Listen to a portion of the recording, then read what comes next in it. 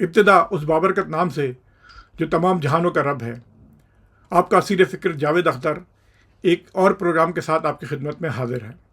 ہمارے ساتھ ایک صاحب ہیں آل دا وے لندن سے، جو کہ 3 کتابوں کے خالق ہیں، جن میں سے 2 شاعری کی کتابیں ہیں، کتاب تنہائی اور تاریک دنوں کی کہانی، اور ایک نثر کی کتاب ہے اردو بستی لندن سے.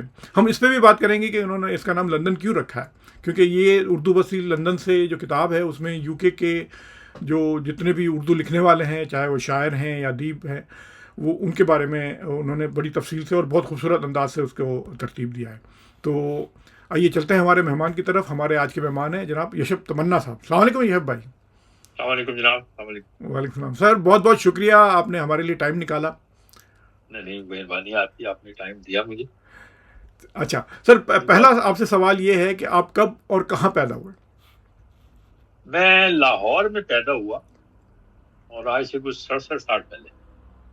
اچھا سر، ٹھیک ہے. 67. اچھا، آپ کا اصل نام جو آفیشیل نام جس کو کہتے ہیں وہ کیا ہے، اور آپ کو کن کن ناموں سے پکارا جاتا رہا ہے یا پکارا جاتا ہے؟ نہیں، میں نے کبھی نام نہیں بدلا، اچھا. ایک ہی نام ہے. صحیح ہے. اور پہلا نام، جو نام کے 2 حرفی ہے، پہلا میرا نام ہے اور دوسرا میرے والد کا تخلص ہے. میرے والد مرحوم شاعر تھے، اور سن 40 کی دہائی میں لاہور میں شاعری کرتے تھے. فیض صاحب اور احمد الدین قاسمی اور احمد فراز کے ساتھ، احمد فراز نہیں بلکہ اپنے ناصر کاظمی وغیرہ کے ساتھ لاہور میں انہوں نے مشاعرے اس زمانے میں پڑھے.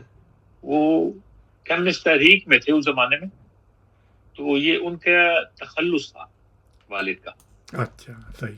تو پھر وہ ہمارے نام کا حصہ بن گئے. صحیح. اچھا، آپ کا بچپن کیسا گزرا؟ مطلب کوئی ایسی یادگار قسم کی چیزیں کہ جو آپ ہمارے ساتھ شیئر کرنا چاہیں؟ بچپن میرا بالکل نارمل گزرا ہے، کوئی ایسا مسئلہ نہیں تھا. میں اسکول میں اپنے بہترین طالب علم تو نہیں تھا، لیکن بہترین طالب علموں میں سے ایک تھا. اور اساتذہ نے ہمیشہ اس حوالے سے توجہ رکھی، اور جتنی شفقت کر سکتے تھے وہ انہوں نے کی. میں بعض اوقات اپنے ایک استاد کا ذکر کرتا ہوں، پروفیسر عنایت علی خان صاحب. تو وہ ہمارے اسکول میں کچھ عرصے کے لیے ہیڈ ماسٹر ہو کے آئے تھے سکھر میں. اچھا صحیح. تو انہوں نے بہت اثرات چھوڑے پورے اسکول کے طلباء پہ، ان کا بہت نقش تھا.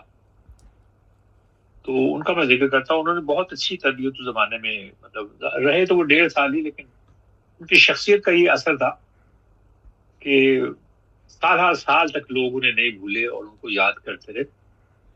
اور مجھے اتفاق سے کوئی 4-5 سال پہلے، ان کے انتقال سے 1 سال پہلے، مجھے انہیں دوبارہ کراچی میں ملنے کا اتفاق ہوا. تو مجھے انہوں نے میرے نام سے پکارا، میرے نام سے پکار کے، اور میں نے ان کے گھٹنوں کو ہاتھ لگایا تو انہیں بوسہ دیا مجھے. تو یہ اساتذہ کی شفقت مجھے حاصل رہی ہے، صحیح. اور میں ظاہر اس کے لیے ان کا شکر گزار ہوں. صحیح. تو یہ پروفیسر عنایت علی خان صاحب وہی ہیں جو مزاحیہ شاعری کیا کرتے تھے؟ وہی، بالکل وہی، بالکل. بالکل وہی. اچھا، ہمیں اس وہ زمانے تو میں حیدرآباد سے تھے سنایا کرتے تھے. غالباً. وہ حیدرآباد سے تھے کہ نہیں؟ حیدرآباد میں ہوتے تھے، جی. حیدرآباد میں تھے اوریجنلی، لیکن اس کے بعد ایک ہمارے اسکول جو تھا ایک سیاسی جماعت کا تھا.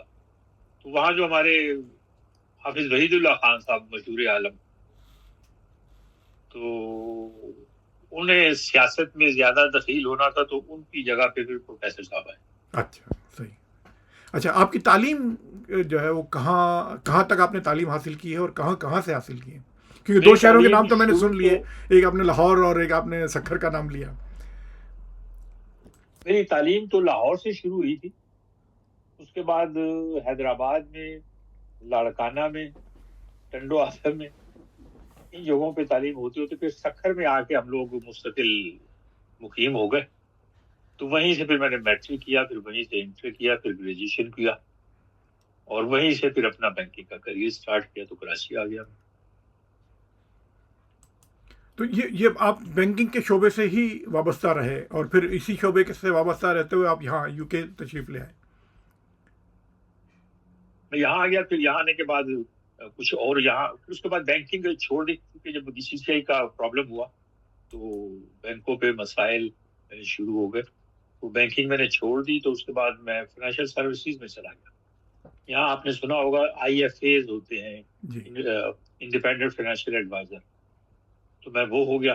اس کے بعد یہاں پہ وہ لونز وقت ہوتے ہیں تو ان کے ساتھ شامل ہوئے. تو اس کے امتحان وغیرہ جو تھے وہ یہاں میں نے یہاں سے گلڈ جو ہے اس سے میں نے حاصل کیا ڈگری، یہاں سے وہ ڈپلوما ہوتے ہیں وہ میں نے حاصل کیا. تو اس حساب سے مطلب کہ میں کوالیفائڈ ہو گیا تو پھر یہ کام چلتا ہے. صحیح. تو یہ پھر بینکنگ سے آپ کو یہ شاعری کی طرف آنے کا خیال کیسے آیا؟ آپ یہ پہلے سے ہی چل رہا تھا یہ سلسلہ؟ یہ ہمارے ہاں یہ جراثیم، میں نے جیسے کہ بتایا نا میرے والد مرحوم شاعر تھے. میرے بڑے بھائی آذر تمنا مرحوم وہ بھی شاعر تھے. یہ مطلب ظاہر ہے کتابوں کا شغل سے تھا، وہ شروع میں ہو گیا ہمارے گھر میں کتابوں کی چھوٹی سی لائبریری تھی جس سے ہم لوگ استفادہ کرتے تھے. تو وہیں سے ہوتے ہوتے پھر ظاہر شوق ہوا. میں جب کراچی میں تھا، میری پوسٹنگ تھی کراچی میں، تو وہیں سے شاعری شروع کر دی. اس زمانے میں بتاؤں کہ مطلب انور شعور صاحب اور اعظم بہزاد اور یہ نون میں راشد اور لیاقت علی عاصم وغیرہ میرے اس زمانے کے شاعر دوستوں میں سے، اور جن کے ساتھ میں نے وہاں مشاعرے پڑھے وہ لوگ وہاں ہوتے تھے. پھر اس کے بعد میں یہاں آ گیا تو ظاہر ہے پھر وہ معاملات تھوڑے. خالد عرفان ہمارے ساتھ ہوتے تھے، یہ جو مزاحیہ شاعر. صحیح. اچھا، اب آپ مطلب آپ کی دو شاعری کی اب تک جو دیوان کہہ لیں یا جو بھی کتابیں ہیں وہ آئی ہیں، ماشاء اللہ شاعری آپ کی بہت خوبصورت ہے.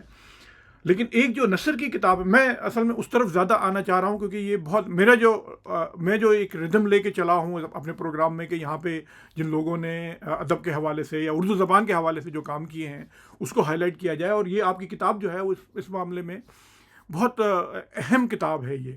تو یہ اس کتاب کو آئے ہوئے کافی عرصہ ہو گیا ہے، اس کے بعد ہم نے پھر کچھ نہیں دیکھا اس میں.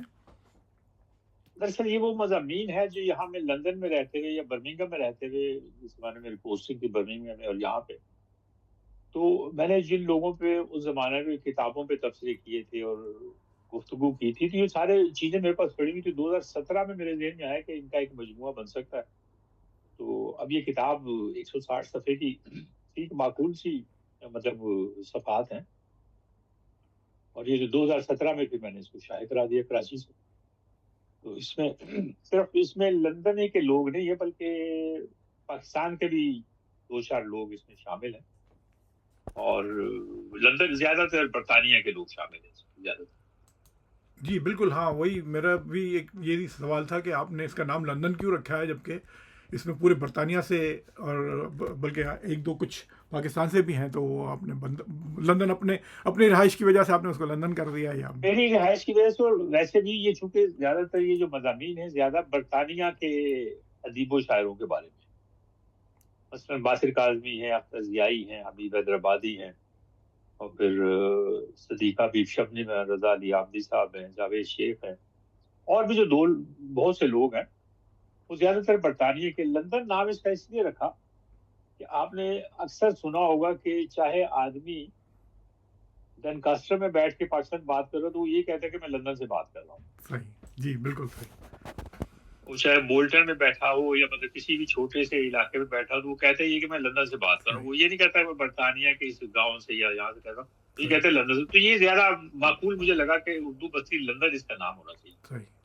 تو اس لیے اس کا نام اردو بستی لندن رکھا. اچھا صحیح. اچھا، اب آپ جو کنٹینیوشن مطلب اب میرے جو اسی کتاب کے حوالے سے ہی جو میرا سوال تھا آپ سے کہ بھائی کتاب کو آئے ہوئے تو کافی ٹائم ہو گیا ہے. اچھا، دوسرا یہ ہوتا ہے کہ جس چیز سے میں واقف ہوں کہ آپ جو ہے حوصلہ افزائی نئے آنے والوں کی بھی اور سارے ان کی حوصلہ افزائی بھی کرتے ہیں. تو اس سلسلے میں ابھی کوئی آپ اس وقت کسی پروجیکٹ پہ یا کسی چیز پہ کام کر رہے ہیں؟ فی الحال کر تو نہیں رہا، لیکن مجھ سے کراچی میں ایک ناشر ہے، انہوں نے بات کی تھی کہ آپ برطانیہ کے جو شاعر اور ادیب ہیں ان کے حوالے سے ایک اینتھولوجی سی بنا کے ہمیں دیں. تو لیکن اس پہ بات ابھی چلی نہیں آگے، کیونکہ ظاہر ہے وہاں کے ناشر جو ہوتے ہیں ان کے اپنے مسائل ہوتے ہیں، تو اس وجہ سے وہ بات آگے چل نہیں. لیکن ان کی خواہش یہ تھی کہ میں ایک اس پہ کام کروں.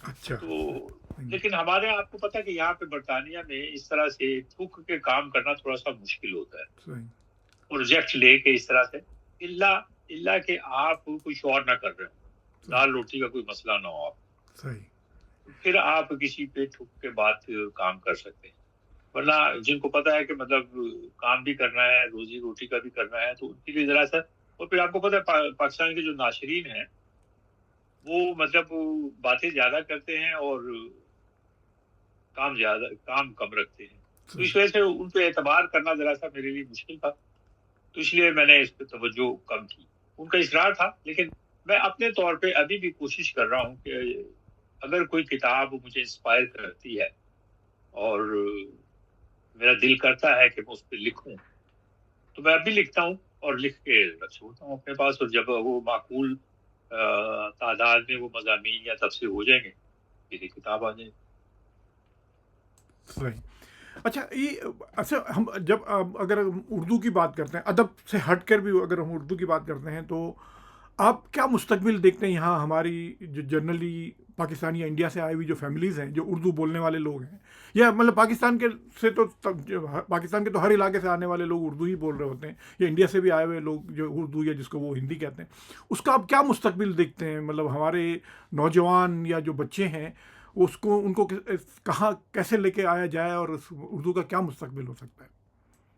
دیکھیں، کسی بھی زبان کا بنیادی جو اس کے سروائیول کا جو ہوتا ہے نا، اس کا تعلق اس کی معیشیت سے ہوتا ہے، اگر معیشت سے اس کا کوئی تعلق ہے تو اس زبان میں، مطلب پاکستان میں آپ دیکھ لیجیے بے شمار اردو کے اساتذہ ہیں، پرائمری جماعت کے، ہائی اسکول کے، کالج کے، یونیورسٹیز میں وہاں کام ہو رہے ہیں، تو وہاں اس کی گنجائش بہت زیادہ ہے، لیکن اس کو اگر ہم کمپیئر کریں برطانیہ کے ساتھ تو یہاں اس کی گنجائش بالکل نہ ہونے کے برابر۔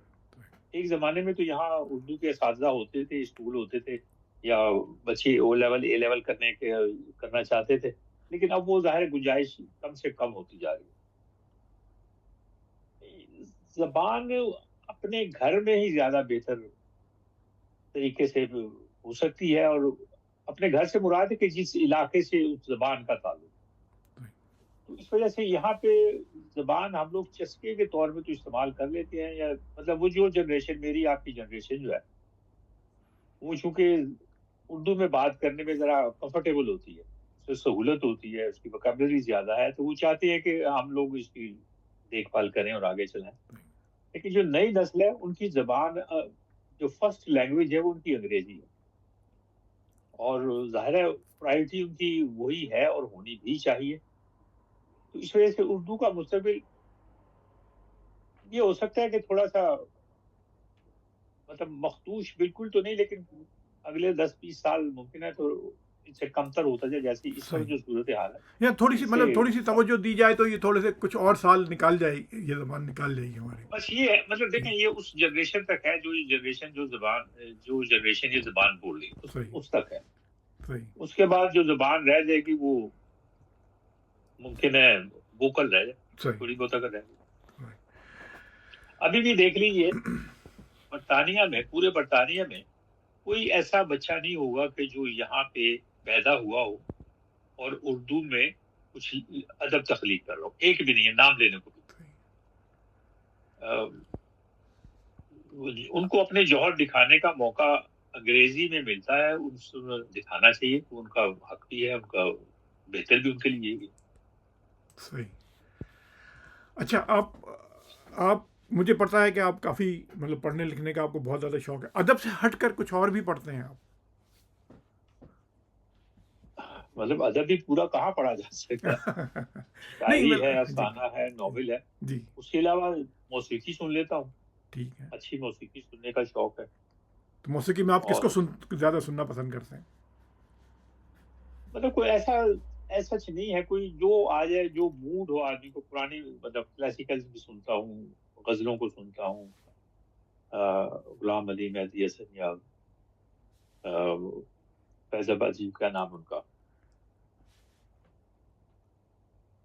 چلے، تو اور بھی مطلب جن لوگوں نے غزلیں گائی ہیں ان کی غزلیں مجھے آج کل جو مجھے ایک نوجوان تو نہیں کہہ سکتے، ایک جو سنگر پسند ہے وہ ہے وحدت رمیز۔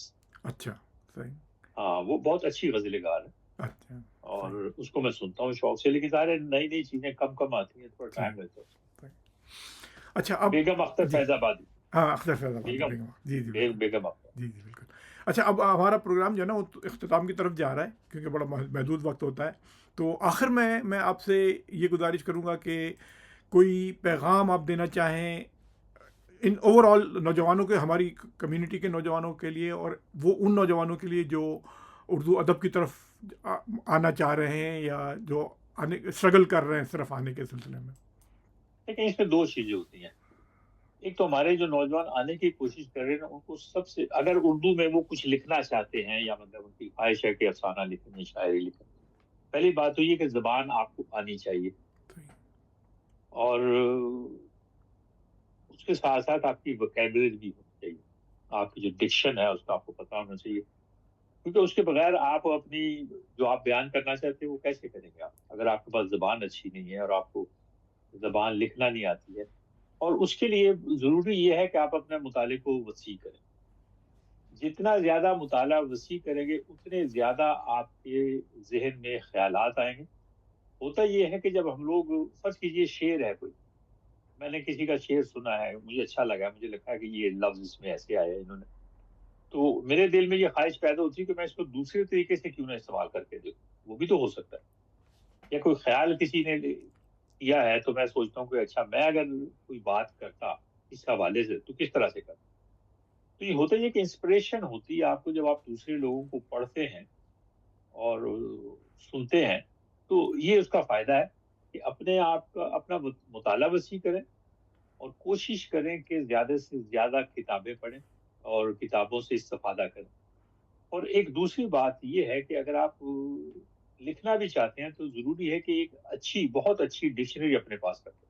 صحیح اس میں یہ فائدہ ہوگا آپ کو کہ نئے نئے لفظ اگر آپ کو کہیں ملتے ہیں، آپ کو ان کا نہیں پتا معنی کیا پتا ہے، یا اس کی مطلب شیڈز کا نہیں پتا، تو آپ ڈکشنری نکالیں، اس میں سے وہ لفظ دیکھیں، کیونکہ صحیح بات کا تو ہوتا ہے کہ ایک لفظ کے کئی معنی ہوتے ہیں، حرم ہے، حرام ہے، یہ چیزیں ہم لوگ عام طور پہ سنتے ہیں، اس کے کئی معنی ہیں، صحیح اور بے شمار لفظ ہیں ایسے کہ ہمارے ہاں اس کا ایک محدود معنی ہوتا ہے۔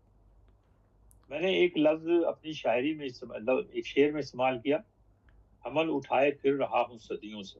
ہوں، اچھا، ہمارے ہاں حمل سے صرف ایک ہی مراد ایک ہی لی چیز، جاتی ہے، جی بالکل ہاں، حالانکہ آپ نے نقل و حمل سنا ہوگا، جی بالکل لیکن جب تک آپ دیکھیں گے نہیں، ڈکشنری میں چیک نہیں کریں گے، آپ کو اندازہ نہیں ہوگا۔ صحیح میرے بہت سے جاننے والوں نے اعتراض کیا کہ آپ نے بڑا غیر معقول سا لفظ یہاں استعمال کیا، میں نے کہا نہیں، آپ اس کو آگے بھی تو چلائیں نا، صحیح ہوں، مطلب حمل کا صرف ایک مطلب تو نہیں ہاں عمل کا صرف ایک مطلب نہیں ہے بھائی، ہے۔ بالکل نقل و حمل آپ کہتے ہیں کہ سامان ادھر سے اٹھا کے ادھر کر بالکل دیا، بوجھ ہے، ہوں، بوجھ اٹھایا آپ نے ادھر سے ادھر کر دیا، حالانکہ وہ جو مجھے زوجگی ہوتی ہے یا زچہ بچہ ہے، وہ بھی تو حمل بوجھ ہی ہوتا ہے نا، صحیح ہاں بوجھ ان معنوں میں کہ ایک ایڈیشنل چیز ہے۔ صحیح تو اس وجہ سے نئے سے نئے لفظ اگر چاہیں تو اس کا مطلب پتا کریں، صحیح اور اگر پسند آیا آپ کو تو استعمال کریں، صحیح اور اس سے مطلب اچھا بالکل لگے۔